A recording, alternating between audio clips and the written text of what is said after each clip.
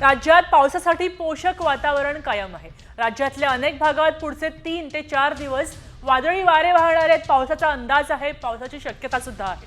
पूर्व मध्य अरबी समुद्रापासून सौराष्ट्रपर्यंतचा हवेचा दाबाचा कमी पट्टा आहे। हा कमी पट्टा सक्रिय झालाय आणि त्यामुळे राज्यभरामध्ये पावसाचा अंदाज व्यक्त करण्यात आलाय। पश्चिम महाराष्ट्र मराठवाड्यासाठी आज ऑरेंज अलर्ट आहे। तर कोणत्या शहरामध्ये कोणता अलर्ट दिला आहे आपण ग्राफिक्सच्या माध्यमातून पाहूया। अहिल्यानगर आणि पुण्यात ऑरेंज अलर्ट आहे। कोल्हापूर, सातारा, सांगलीला सुद्धा ऑरेंज दिलेला आहे। बीड, धाराशिव या ठिकाणी सुद्धा ऑरेंज अलर्ट आहे। लोकांना काळजी घ्यायचं आवाहन केलंय।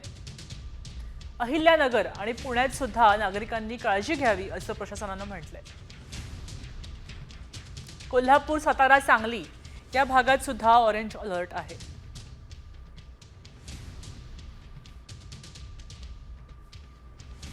आता येलो अलर्ट कुठे आहे? मुंबईत आहे। रायगड, रत्नागिरी, सिंधुदुर्ग मध्ये आहे। नाशिक, संभाजीनगर आणि लातूर मध्ये येलो अलर्ट दिलेला आहे।